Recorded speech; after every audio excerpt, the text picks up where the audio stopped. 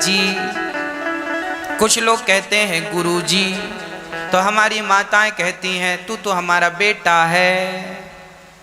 तो हमें तीन प्रकार से लोग बुलाते हैं। एक महाराज जी कहने वाले हैं, एक गुरु जी कहने वाले हैं, एक बेटा कहने वाले हैं, और वो लोग भी हैं जो डायरेक्ट बोलते हैं अनिरुद्ध, मतलब चार।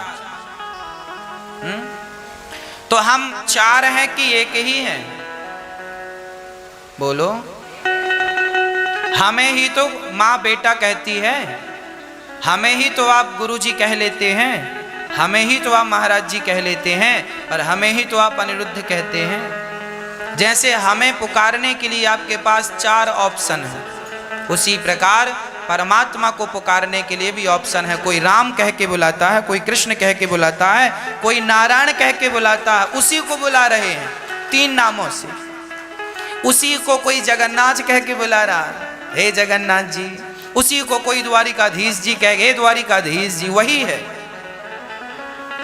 उसी को कोई सांवरिया सेठ कहता है, उसी को कोई श्रीनाथ जी कहता है, उसी को कोई गिरिवरधारी कहता है, उसी को कोई रघुनंदन रघुनाथ कहता है, उसी को कोई नारायण कहता है। इसलिए आपकी जाकी रही भावना जैसी, प्रभु मूरत देखे दिन तैसी।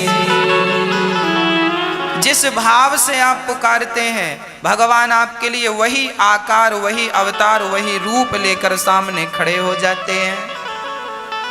तो भगवान विश्वास से मिलते हैं, इसलिए दृढ़ विश्वास कर लीजिए। इस दुनिया में ऐसा कोई नहीं है जिस पे हम विश्वास करें। आपकी नजर में कौन है जो विश्वास के योग्य है? बताओ, बोलो मेरी माँ। आपने अपने बेटे पर विश्वास किया था, टूट गया कि नहीं? हाँ या ना? आज नहीं टूटा तो कल टूट जाएगा, टूटेगा, कन्फर्म है ये। इस सच्चाई को नकारा ना करो, इस सच्चाइयों को स्वीकार किया करो। आपने विश्वास पत्नी पे किया तो पत्नी बीच रास्ते में छोड़कर चली गई, अर्थात भगवान के घर से धार गई। हाँ, छोड़ गई कि नहीं? पति पे विश्वास किया था, रास्ते में छोड़ के चला गया कि नहीं?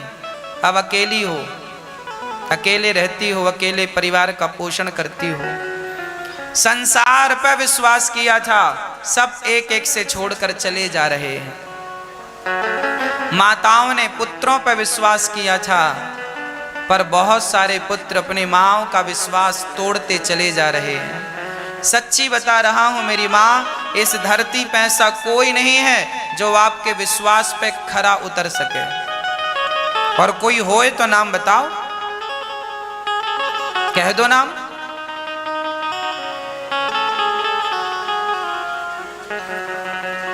इस धरती पे ऐसा कोई नहीं है जिस पर हम विश्वास कर सकें। सब हमारा विश्वास तोड़ देते हैं एक ना एक दिन। इसलिए कहता हूं, कान खोलकर सुनना मेरी मां, संसार के लोगों पे विश्वास ही ना करना। सीधा विश्वास अभी से आदत बनाओ, केवल भगवान के चरणों में विश्वास हो। प्रभु आप हमारे हैं, सब छोड़ जाएंगे पर आप नहीं छोड़ेंगे। इसलिए अभी से भगवान के चरणों में दृढ़ विश्वास। वो आपके हैं, वो असली माता पिता हैं आपके। एक बार भगवान से कह दो, हे नाथ मैं आपको कभी भूलूं नहीं।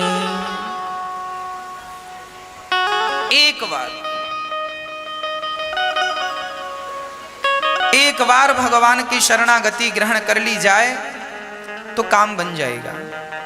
कल हम लोगों ने सुना कि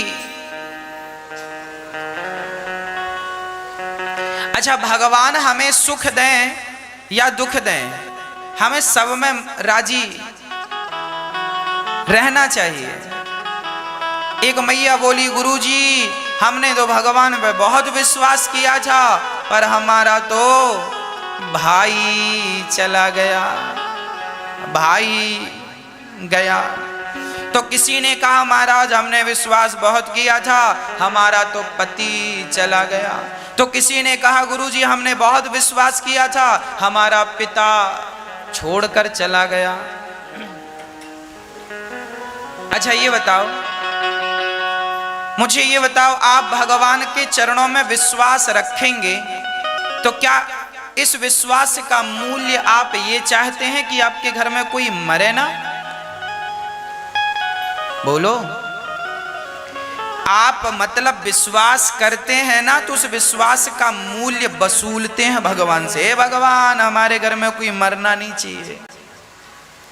और कोई मर जाता है, आप किसी का पति मर गया, किसी की पत्नी, किसी की माँ, किसी का बेटा, किसी का पिता मर गया, लोग परेशान, अब भगवान की पूजा नहीं करेंगे, अब भगवान को नहीं मानेंगे, हमने तो इतना विश्वास किया, इतनी पूजा की, और हमारी तो माँ मर गई, हमारे तो पिताजी चले गए, हमारा तो भला ना मर गया। तो क्या आपने पूजा इसलिए की थी कि कोई मरे ना आपके घर में? तो बताओ क्या ये पॉसिबल है, संभव है? कोई ना मरे ये संभव है? अरे मेरी माँ, ये प्रकृति का नियम है, जो आया है जाना पड़ेगा। एक दिन आपके पिता भी मरेंगे, एक दिन आपकी माँ भी मरेगी, एक दिन आपका परिवार भी मरेगा, एक दिन आपका भी नंबर आएगा। हम सबको ही जाना है।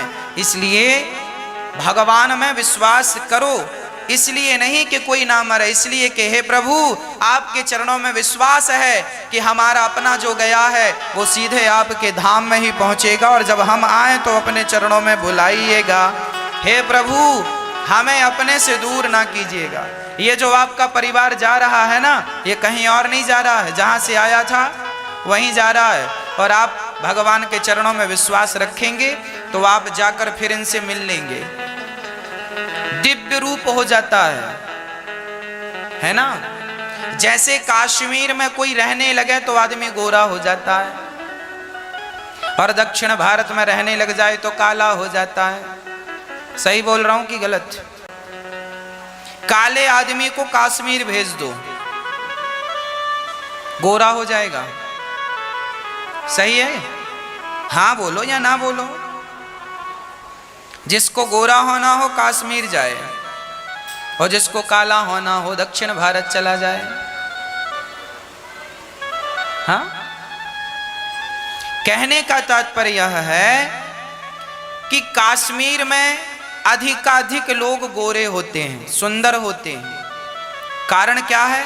मौसम ठंडा है, बर्फ ज्यादा है, इसलिए वहां गोरे लोग होते हैं। हमारे भारत की बात कर रहा हूं। दक्षिण में धूप ज्यादा है, गर्मी ज्यादा है, अधिकाधिक गर्मी पड़ने के कारण लोग काले हो जाते हैं।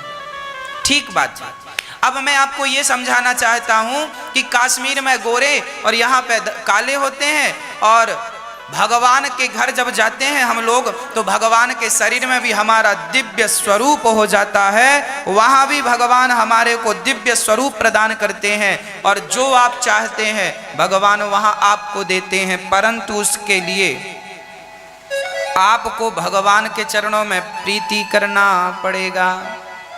भगवान जैसे रखें वैसे रह लो, जैसे रखें राम जी रहना चाहिए। और सीताराम सीताराम कहना चाहिए। जैसे रखें राम जी रहना चाहिए। इसलिए जो भगवान दें तेरे फूलों से भी प्यार, तेरे कांटों से भी प्यार। भगवान फूलों में रखें या ये जिंदगी की डोर सौंप हाथ दीननाथ के। इसका अर्थ समझ में आया? जिंदगी की डोर सौंप, जैसे अर्जुन ने अपने रथ की डोर भगवान को सौंपी, आप भी सौंप दो ये जिंदगी की डोर सौंप हाथ दीननाथ के। महलों में रखे चाहे झोपड़ी में वास दे। भगवान चाहे महलों में रखे, चाहे जैसे रखे राम जी रहना चाहिए। एक आदमी बोला, गुरुजी हम बड़े गरीब हैं। अरे भैया गरीब हो तो गरीबी में भी तो खुश रहा जा सकता है, खुश रहो ना। हाँ, तेरे फूलों से भी प्यार। हम तो ज्यादा जिद नहीं करते, जो भगवान देते हैं प्राप्त कर लेते हैं। भगवान सुख दें सुखी रह लो, भगवान दुख दें दुख में रह लो। सुख में रहो दुख में रहो, पर भगवान को भूलो नहीं। बस ये याद कर लो कि भगवान को याद हर हाल में। अरे सुख दुख तो दिन और रात की तरह है। भगवान की भक्ति करने से सुख और दुख का कोई लेना देना नहीं है। अच्छा, सुख दुख क्यों मिलता है? हमने जो पाप किया है उस पाप का फल ही हमें दुख बन के मिलता है।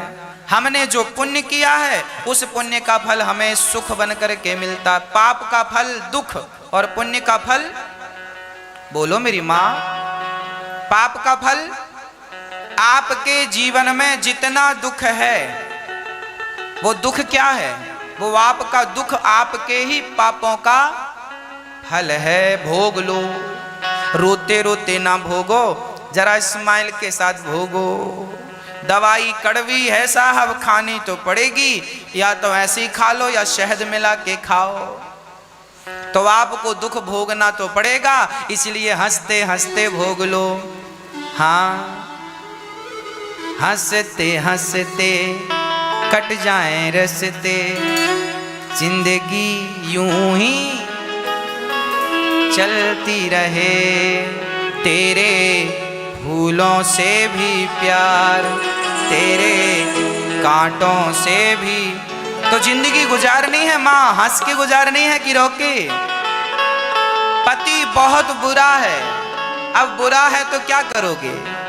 अब रो, सवेरे से शाम तक रो, पति बुरा पति बुरा, तो तुम्हारे रोने से अच्छा हो जाएगा? अरे भैया बुरा है, अब इस हाल में अपने आप को ढाल लो, प्रसन्न रखना रह लो। पत्नी बहुत बुरी है, अब बुरी है तो क्या तुम्हारे रोने से ठीक होगी? समझा भी बहुत दिया, नहीं सुधरी तो अब कोई बात नहीं, हंसते रहा करो, प्रसन्न रहा करो। हाँ, हर परिस्थिति में अपने आप को पॉजिटिव रखा करो, प्रसन्न रखा करो। बेटा अच्छा नहीं है, बहू अच्छी नहीं है, कोई बात नहीं, अच्छी नहीं है, समझा दिया ना, नहीं समझी ना, अब छोड़ दो। और उस हाल में भी, उस माहौल में भी प्रसन्न। जैसे लंका में विभीषण जी रह लिए हैं, ऐसे आप भी अपने घर को लंका समझकर आप विभीषण की तरह गुजारा कर लीजिए, जैसे लंका में विभीषण गुजारा करते थे। हर परिस्थिति में आपको प्रसन्न रहना है। क्या रहना है? हर हाल में। आपकी सास आपको गालियां दे रही है, बस खा लो, रोटियां कम खाओ, थोड़ा गालियां खाना भी सीखो। एक रोटी कम खाओ, थोड़ी सी जगह रखो, गालियां आए भर जाए, डस्टबिन में डाल दो, खत्म। कल के लिए भी तो खाली करके रखना है, कल फिर मिलेंगी। खाते रहो गाली, खाते रहो। कोई तुम्हें बुरा कहे, सुनते रहो, सुनते रहो। जवाब देने से भी कोई फायदा नहीं।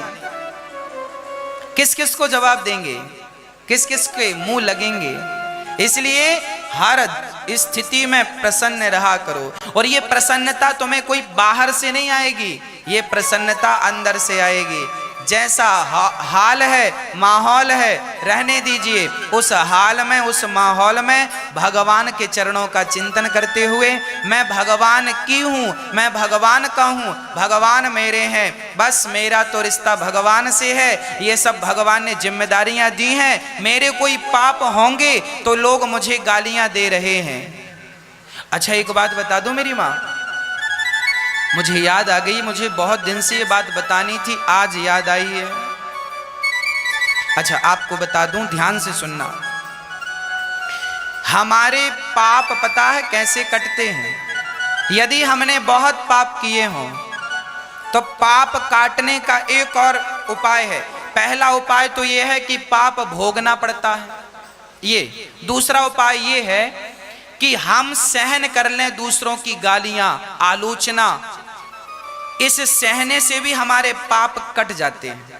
जंगल में लोग, साधु लोग क्यों जाते हैं? जंगल में सहन करते हैं, सर्दी सहन करते हैं, गर्मी सहन करते हैं, बारिश सहन करते हैं। सहन करने से भी हमारे पाप कट जाते हैं। जैसे हमारे, इसलिए आप भी थोड़ा सा सहन किया करो। गालियां सहने से, गालियां मिल रही हैं ना, सहो, इसी से तुम्हारे पाप कट जाएंगे। और तुमने भी गाली दे दी, गाली तो फिर लो, गाली उसने दी, तुमने भी दे दी, तो कटा कुछ नहीं, प्लस और हो गया। 1 किलो पाप थे, 1.25 किलो और हो गए। इसलिए बढ़ाओ ना, बढ़े तो ऑलरेडी हैं, बढ़े ना होते तो गालियां मिलती क्यों? गालियां लोग तुम्हें दे रहे हैं, तुम्हारी सास तुम्हें गालियां दे रही है, मतलब तुमने कभी किसी जन्म में पाप किया होगा, उस पाप का फल है कि आज तुम्हें गालियां मिल रही हैं। सहलो राम जी, तुम्हारे पापों का फल है, अच्छा है, समाप्त हो रहा, कटता जा रहा है।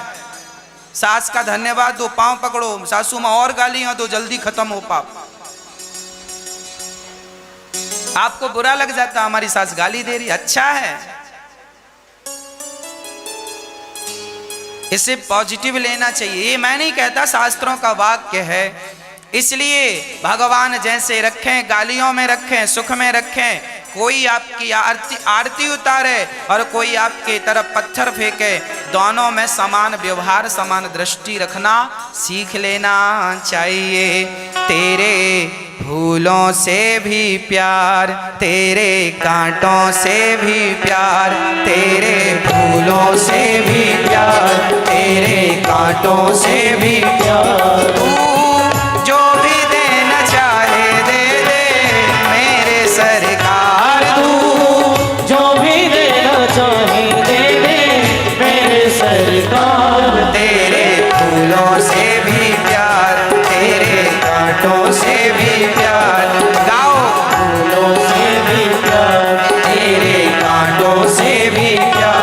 तू जो भी देना चाहे दे दे मेरे सरकार, तू जो भी देना चाहे दे दे मेरे सरकार। तेरे फूलों से भी प्यार, तेरे कांटों से भी प्यार। हे हरि हरि बोल।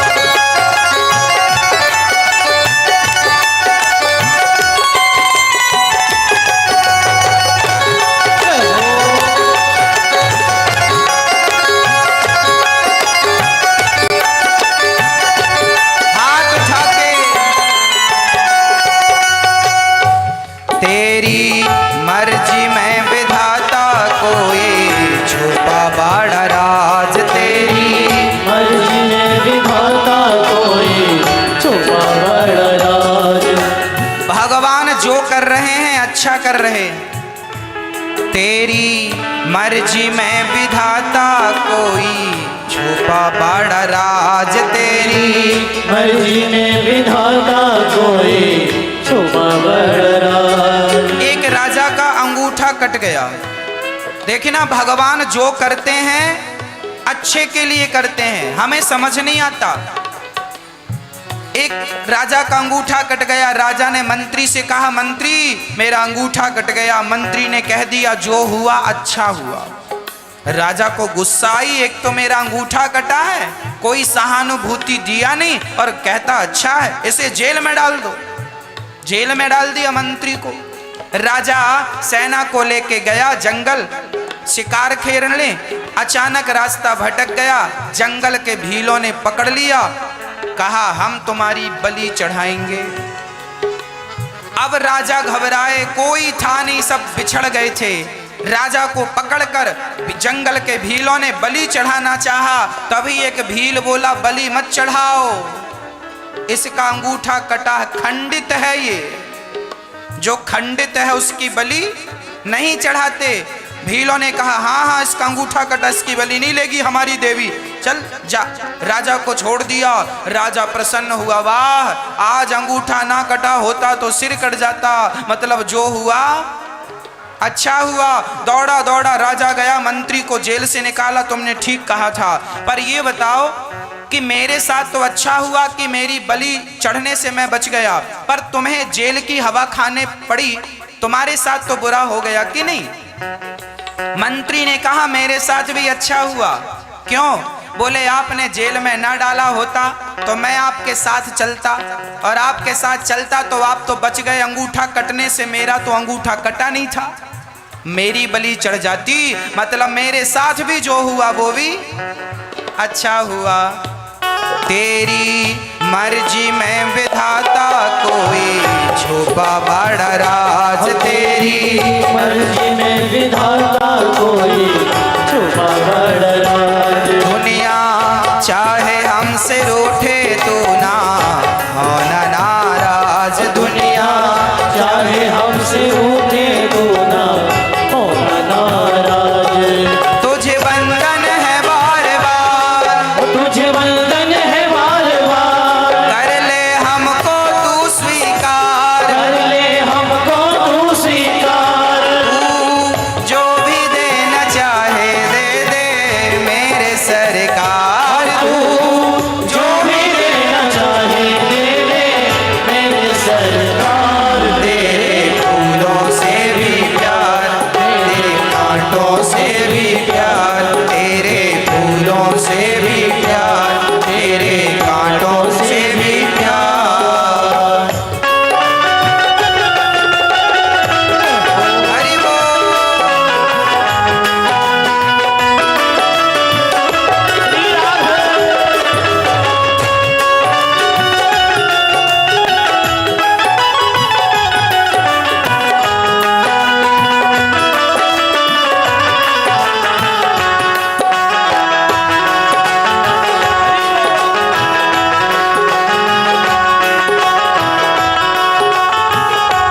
हमको दोनों है पसंद तेरी धूप और छाव, हमको दोनों है पसंद तेरी धूप और छाँव। हे श्याम सुंदर हमें सब पसंद है, धूप में रखो तो धूप में भी रह लेते हैं, और छाँव में रखो तो छाँव में भी रह लेते हैं। हम शिकायत नहीं करते कि आपने ये नहीं दिया वो नहीं दिया, अरे जो दिया है वो बहुत तो है। अरे भगवान ने हमें गधा नहीं बनाया, कुत्ता और बिल्ली नहीं बनाया, मनुष्य का शरीर दिया है, क्या यही कम है जो तुम और रोते हो?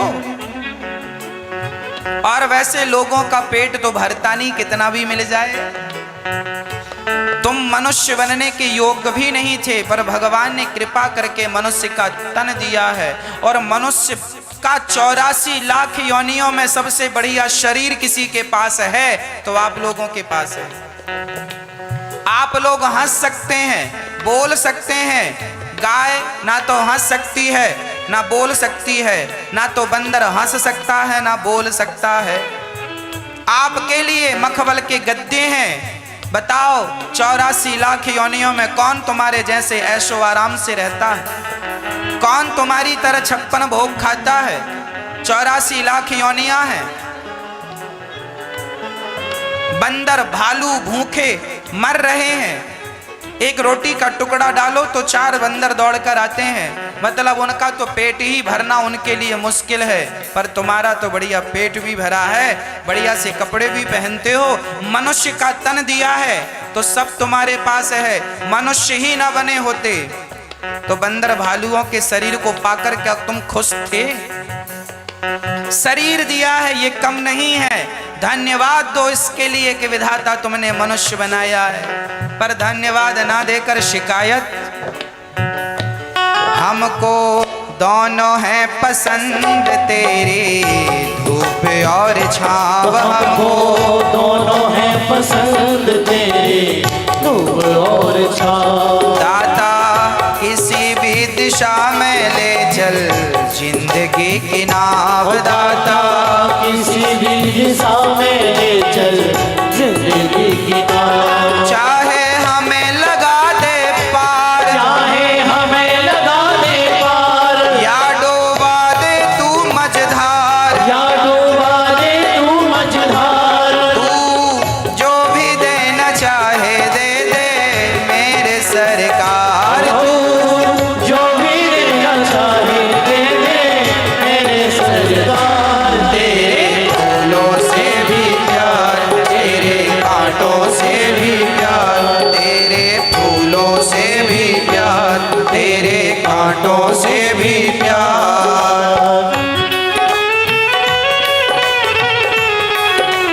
जय हो।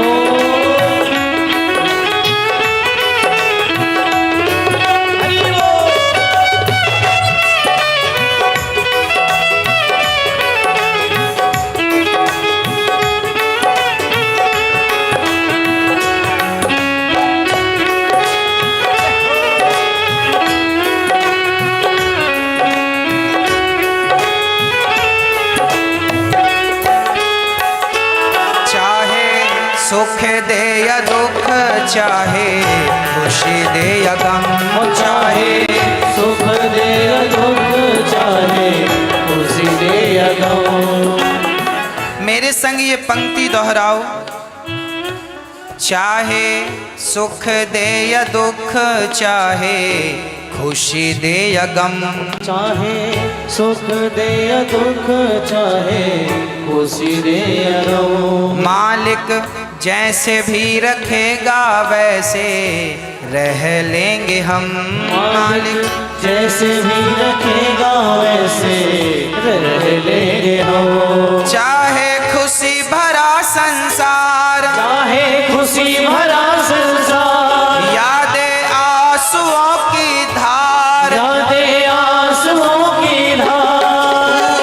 जो भी देना चाहे दे दे मेरे सरकार। तू जो भी देना चाहे दे दे मेरे सरकार। तेरे फूलों से भी प्यार, तेरे कांटों से भी प्यार, तेरे फूलों से भी प्यार, तेरे कांटों से भी प्यार, तेरे फूलों से भी प्यार, तेरे कांटों से भी प्यार, तेरे फूलों से भी प्यार, तेरे कांटों से भी प्यार, तेरे फूलों से भी प्यार, तेरे कांटों से भी प्यार।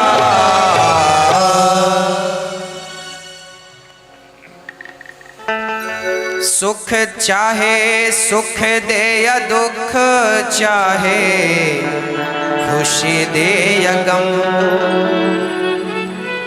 जैसे भगवान चाहें आप तो भगवान के बन जाओ। भगवान के चरणों में क्या करना चाहिए मेरी माँ? समर्पण। अच्छा, ये बात तब समझ में आएगी जब आप समर्पण कर देंगे।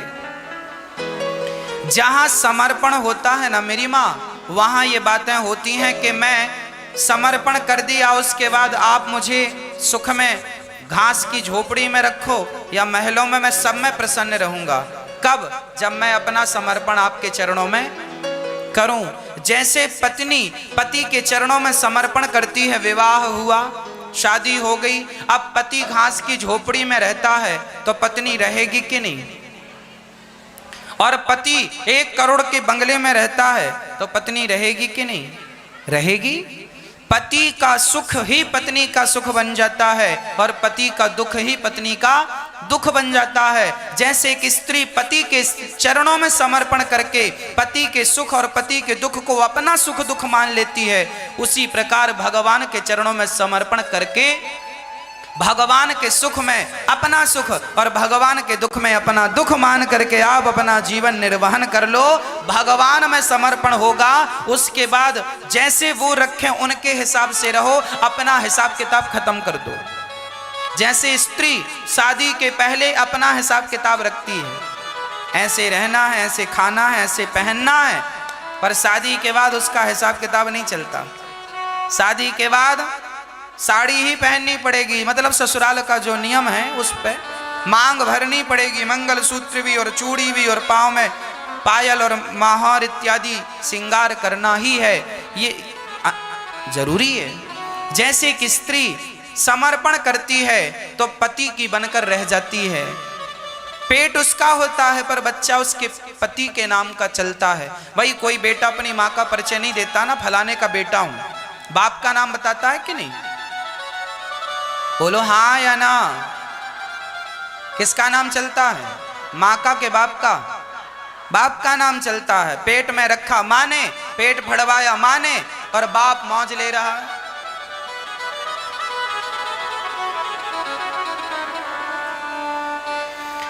इसका अर्थ है कि समर्पण किसी से सीखना हो तो समर्पण के लिए सबसे बढ़िया गुरु कोई है तो स्त्री ही वो गुरु है जो समर्पण सिखाती है। कैसे समर्पण करना है, एक स्त्री का जीवन देख लो उठाकर। जैसे एक स्त्री अपने पति के चरणों में समर्पण कर देती है, उसी तरह एक भक्त को भगवान के चरणों में वैसे ही समर्पण कर देना जैसे नारी करती है। समर्पण का गुरु पत्नी है, पत्नी को गुरु बना लेना चाहिए।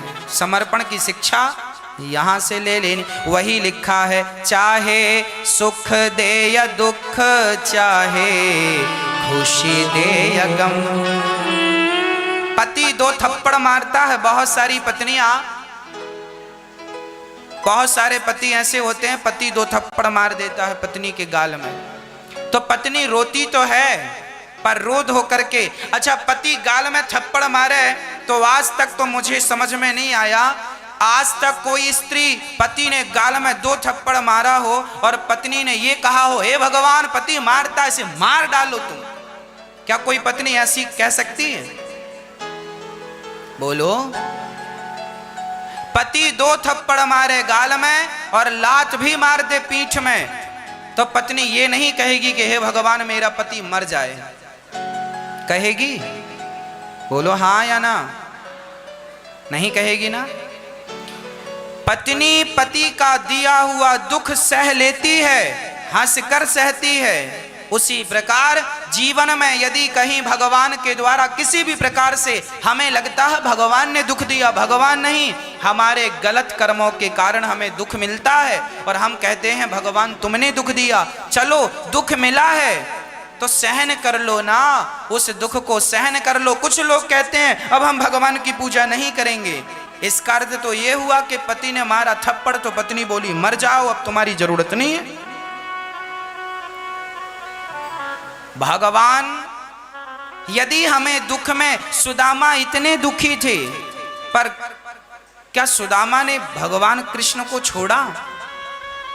किसी हाल में भगवान का चिंतन नहीं छोड़ना चाहिए।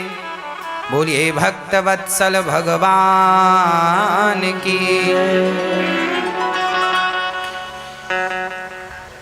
मनु जी महाराज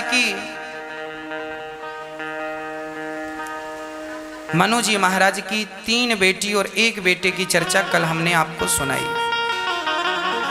अब मनु जी महाराज के 2 बेटों में 1 बेटी और हैं, प्रियव्रत। प्रियव्रतो भागवत आत्मा रामः कथम मुने, ग्रहे रमत यन्मूलः कर्म बंधा पराभवः। प्रियव्रत जी बड़ी प्रसन्नता से जीवन का निर्वहन करते हैं। विश्वकर्मा की पुत्री वर्हिष्मती से विवाह करते हैं। इनके वंश में हुए हैं ऋषभदेव, जिनके 100 बेटे हुए। ऋषभदेव जी ने अपने पुत्रों को ज्ञान दिया। ज्ञान इतना बढ़िया दिया कि पुत्रों को वैराग्य हो गया, सब छोड़कर 9 तो योगेश्वर हो गए। और ऋषभ देव जी ने भी भगवत चिंतन करके शरीर त्यागा है। स्वयं भगवान के अवतार थे ऋषभ देव भगवान। इनके सबसे बड़े पुत्र का नाम था भरत। भरत जी अपनी प्रजा को पालन कर रहे थे। एक दिन सबको त्याग कर भरत जी गंडकी नदी के तट पर गए और वहां भगवान का चिंतन करने लगे। एक दिन की घटना है, भरत जी ने देखा कि एक मृग का बच्चा पानी में बह रहा था। भरत जी ने उस मृग के बच्चे को बचाकर अपनी कुटिया पर ले आए। मृग के बच्चे को बचाना बुरा नहीं था, पर भरत जी से गलती क्या हो गई, उस बच्चे से प्रेम कर लिया। मेरा मृग है, मेरा है, मेरा। अब तो मृग ही मृग दिखता जहां देखते। उसके लिए घास, उसके लिए भोजन, उसके लिए नहलाना। जो समय भगवान के चिंतन में लगना था वो समय भगवान से निकलकर अब वो चिंतन मृग का चालू हो गया। मेरा मृग, मेरा मृग, मेरा मृग चालू। अंत में क्या हुआ, मृग का चिंतन करते करते भरत जी की मृत्यु हो गई। और यमराज जी ने देखा कि आप मृग का चिंतन करते आए हैं, इसलिए अब आपको मृग की योनि में जाना पड़ेगा। भरत जैसे ज्ञानी को, धीर वीर महापुरुष को आज मृग की योनि मिल गई। क्यों मिल गई मेरी माँ? आप बताओ, मृग की योनि क्यों मिल गई? मैया जी, ओ मैया बताओ, भरत जी को मृग की योनि क्यों मिल गई? क्योंकि मरते समय चिंतन किसका था? मृग का। अंते यामति सागति। इसलिए कहता हूं आप लोग मरते समय बिल्कुल सावधान रहा करो। मैया अभी ही सावधान नहीं हो,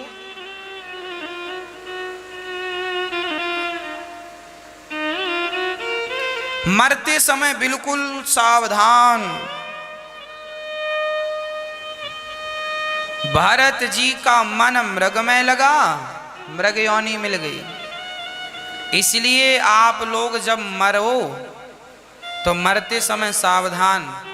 बेटा बेटी नाती पोता सबसे मन हटाओ धीरे धीरे, ताकि अंत समय मन में केवल भगवान रह जाएं, सब कचरा हट जाए। पर आज का आदमी उल्टा है। मरते समय मेरा नाती कहाँ है, मेरा पोता कहाँ है, एक है दूसरा कहाँ है, उसी समय मर गए।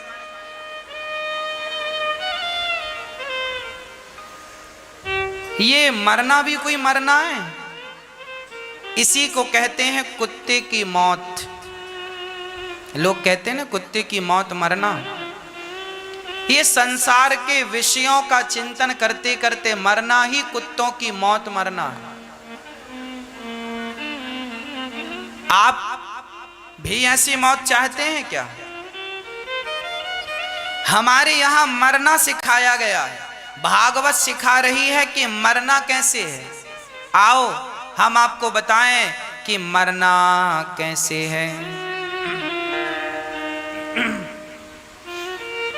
इतना तो करना स्वामी,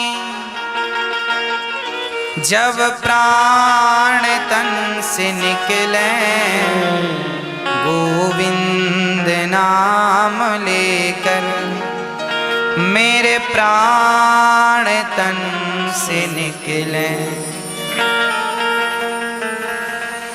श्री गंगा जी का तट हो,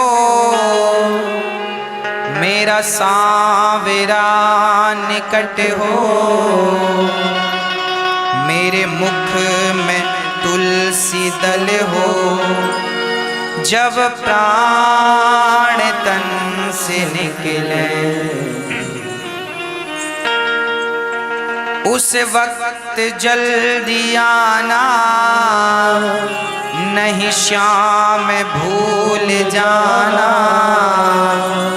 मुरली मधुर बजाना, जब प्राण तन से निकले।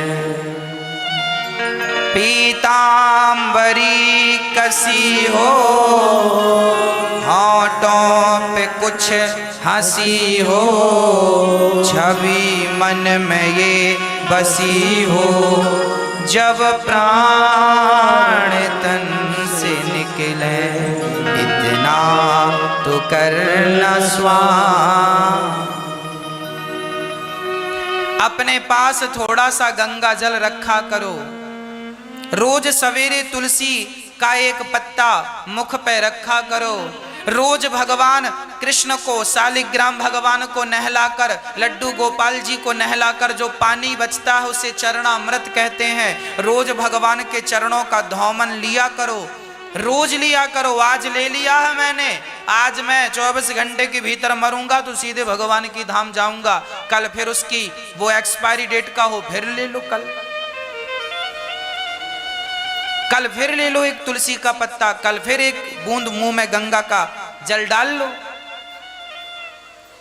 इसलिए हमारे घर में रोज पूजा का विधान है, रोज सवेरे उठो, नहाओ धो और पहले भगवान की पूजा करो। हमारे यहाँ पूजा करने के बाद जो पानी बचता है ठाकुर जी का चरणामृत सब लोग लेते हैं। चरणामृत की बड़ी महिमा है। केवट ने चरणामृत से ही तो अपने पूर्वजों को तारा था। राम के चरणामृत से राम के पांव धोया कि नहीं? इसलिए कहते हैं आकाल मृत्यु हरणम सर्वव्याधि विनाशनम विष्णुम पादोदकम पीत्वा पुनर्जन्म न विद्यते। चरणामृत की बड़ी महिमा है। तो आप रोज तुलसी, चरणामृत और रोज सवेरे उठकर ही भगवान का चिंतन किया करो। और मरने के पहले धीरे धीरे मन को सबसे हटा लो, सबसे हटाओ। पत्नी से, पति से, पुत्र से, पुत्री से, नाती से, पोता, सबसे।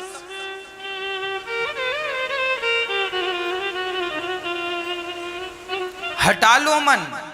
मन नहीं हटेगा मेरी मां तो आपका ये मन जो बेटी और बेटा और नाती और पोता में लगा है, यही तुम्हारा फंसा हुआ मन तुम्हें फिर से फंसाएगा।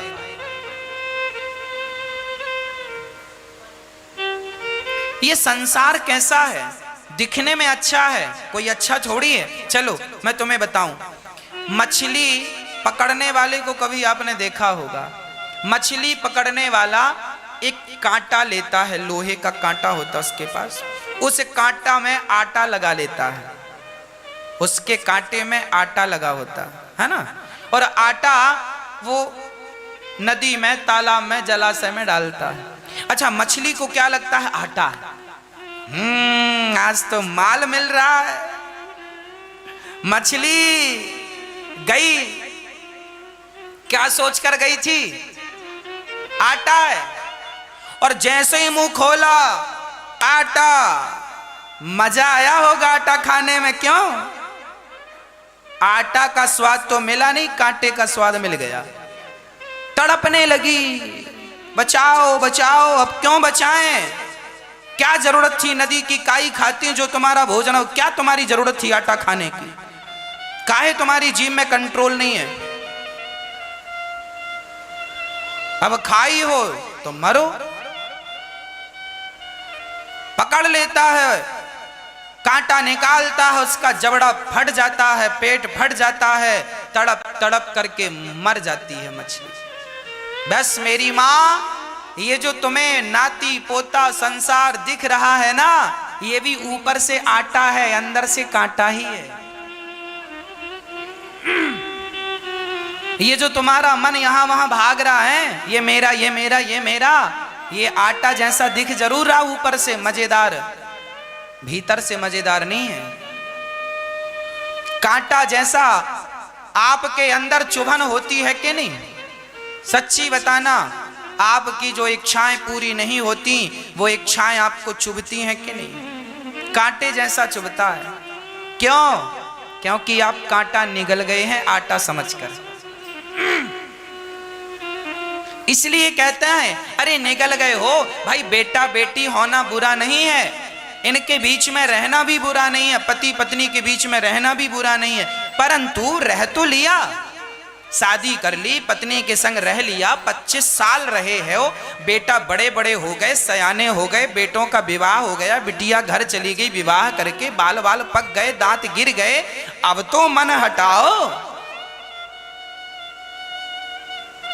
अब तो धीरे धीरे वो कांटा निकालो जो तुम्हारे भीतर चुभ रहा था, आहिस्ता आहिस्ता निकालो, धीरे धीरे सबसे मन हटाओ। ऐसा नहीं है कि तुमने संसार का कोई सुख ना लिया हो, सब तो ले लिया, बचा क्या अब? और इस सुख से आज तक किसी का पेट नहीं भरा और तुम अपना पेट भरना चाहते हो, तो ये सिर्फ मूर्खता है। बाप दादे, आपके बाप दादे भी यही सोचते थे, अब पेट भरेगा, अब पेट, कितना भोग भोग लिया आपने, पेट भरा? कितने बच्चों को तुमने धन दौलत दे दी, 1-1 करोड़ रुपया बच्चों को बांट दिया, क्या पैसा कमाने से तुम्हारा पेट भरा कि तुम्हारी औलाद का भरेगा कि तुम्हारे बाप दादों का भरा था? आज तक किसी का पैसों से पेट भरा? तुम्हें कितना भी सम्मान मिल जाए समाज में, क्या उस सम्मान को पाकर तुम्हें तृप्ति मिलती है? तुम पार्षद बनते हो तो लगता है विधायक बन जाएं, विधायक लगता है बनता लगता सांसद बन जाएं, सांसद बनते हो लगता मंत्री बन जाएं, मंत्री बनते हो लगता प्रधानमंत्री बन जाएं, और प्रधानमंत्री बन गए तो फिर लगता है बने रहें। इच्छाएं अनंत हैं, राजा महाराजाओं की पूरी ना हो सकी, तुम्हारी हमारी क्या होंगी? ये इच्छाओं का जो कांटा तुम्हें परेशान कर रहा, जल्दी से निकालो, और इच्छाओं का कांटा निकाल दोगे, उसी दिन शांति का अनुभव कर पाओगे। 50 साल की आयु हो गई है आपकी, 55 साल की आयु हो गई है आपकी, 60 साल के हो गए, अब पूर्ण रूप से गृहस्थ आश्रम केवल 50 साल तक के लिए होता है, ये शास्त्रों का विधान है। 50 साल तक गृहस्थ आश्रम, चलो तुम्हें 10 साल और दिया, 60 साल के हो गए ना, अब तो तुम्हारी बेटी भी ब्याह गई, बेटा भी ब्याह गया, अब क्या काम तुम्हारा? अब भगवान का चिंतन करो, अब मन भगवान में लगाओ, अब नहीं तो कब लगाओगे?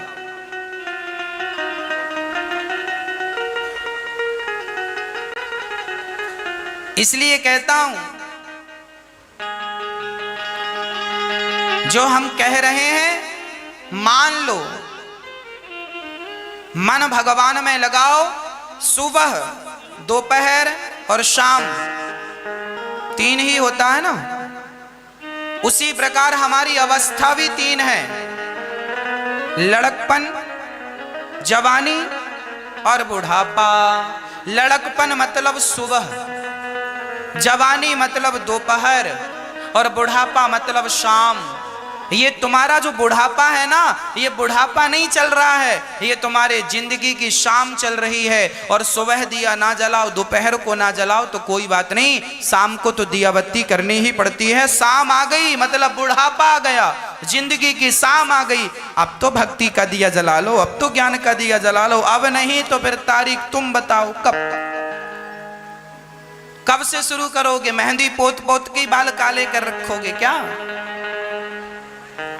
अच्छे नहीं लगते तुम्हें सफेद बाल? कब तक भागोगे? बुढ़ापा ना आए, कितना भागो, आएगा। कब तक मेहंदी पोतोगे? कब तक जवान बन के घूमोगे? सच्चाई है, स्वीकार कर लो। हाँ, मान मेरा कहना, नहीं तो पछताएगा। ये मिट्टी का खिलौना मिट्टी में मिल जाएगा। मान मेरा कहना, नहीं तो पछताएगा। मान मेरा कहना, नहीं तो पछताएगा। मिट्टी का खिलौना मिट्टी में मिल जाएगा। मिट्टी का खिलौना मिट्टी में मिल जाएगा। मिट्टी का खिलौना मिट्टी में मिल जाएगा। मिट्टी का खिलौना मिट्टी में मिल जाएगा। मान मेरा कहना,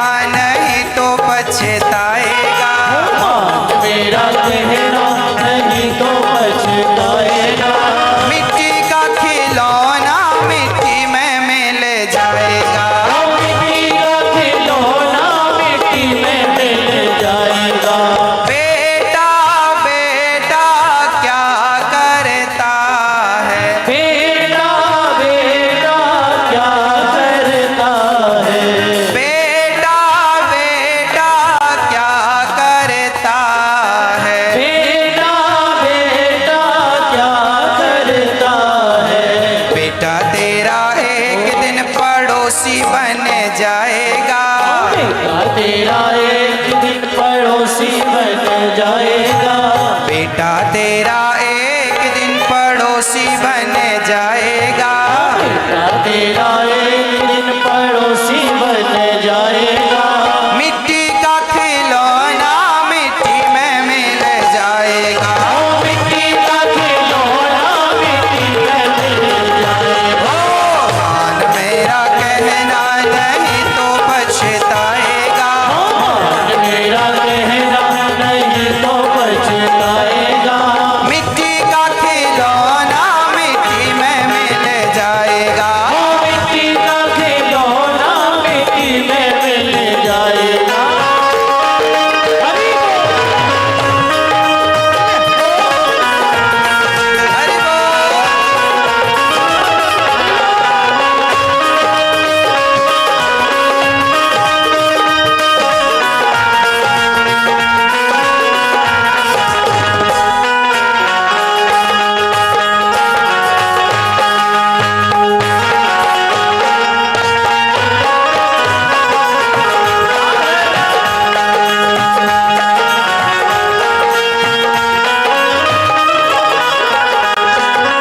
बेटी बेटी क्या करता है। बेटी बेटी क्या करता है। बेटी बेटी क्या करता है। बेटी बेटी क्या करता है। बेटी तेरी एक दिन जमाई ले जाएगा। बेटी तेरी एक दिन जमाई ले जाएगा। बेटी तेरी एक दिन जमाई ले जाएगा। बेटी तेरी एक दिन जमाई ले जाएगा। मिट्टी का खिलौना मिट्टी में मिल जाएगा। मिट्टी का खिलौना मिट्टी में मिल जाएगा। मान मेरा कहना नहीं तो पछताएगा। मान मेरा कहना नहीं तो पछताएगा। मिट्टी का खिलौना मिट्टी में मिल जाएगा। मिट्टी का खिलौना मिट्टी में मिल जाएगा। पड़ोसी पड़ोसी क्या करता है। पड़ोसी पड़ोसी क्या करता है।